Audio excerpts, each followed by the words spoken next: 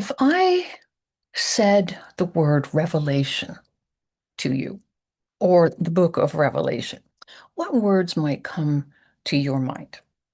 Revelation.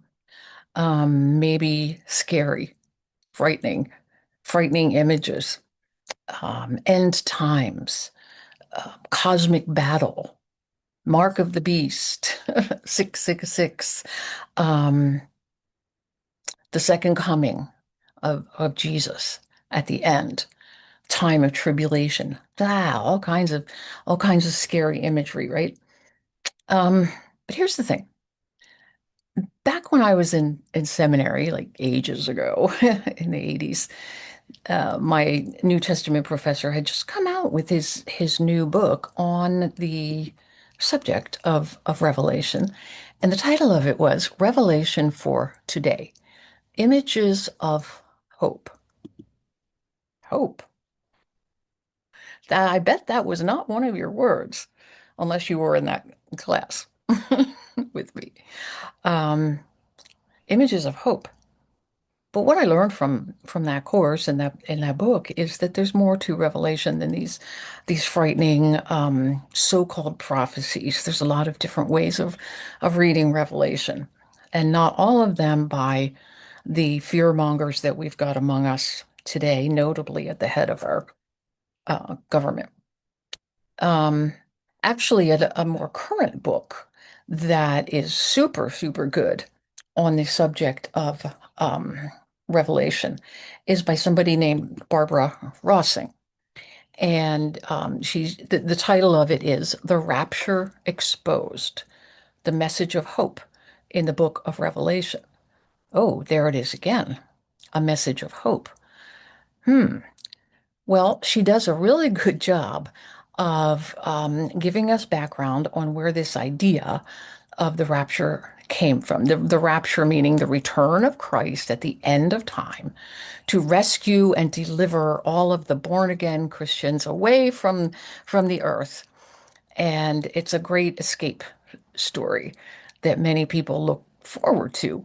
And this dramatic understanding of end times, and we've seen this in doomsday prophecies throughout history, and media like the Left Behind series and all late great Planet Earth, all those kinds of things.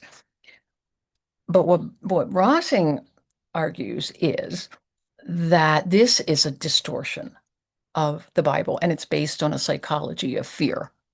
No kidding.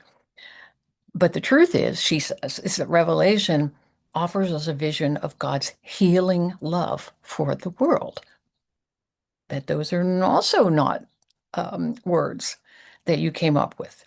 She says that her book reclaims Christianity from this distortion and destructive reading of the Bible and helps us to reclaim our place in God's beloved community and not buying into this fear mongering that those on the religious right.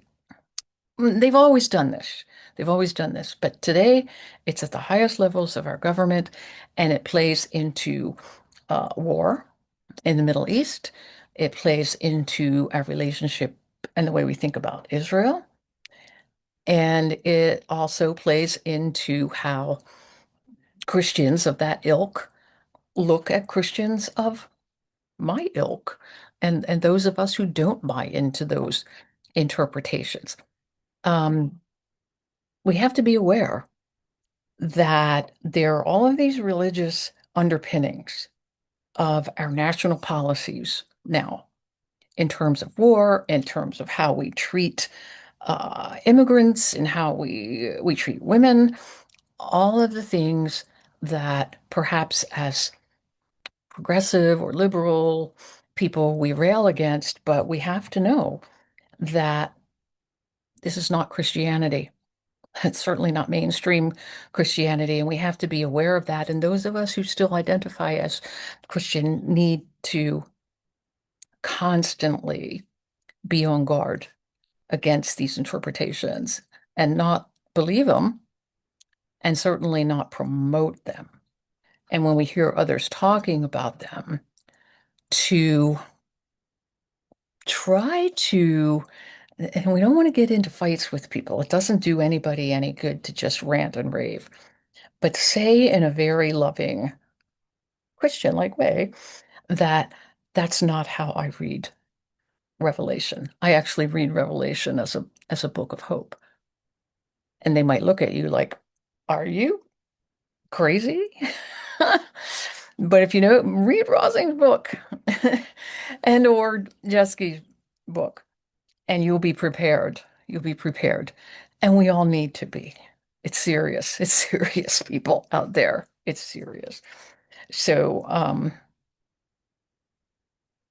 find new words for revelation, hope, healing, love, Christian community, all of the things that we want to promote, not fear and hatred of others, not Christian.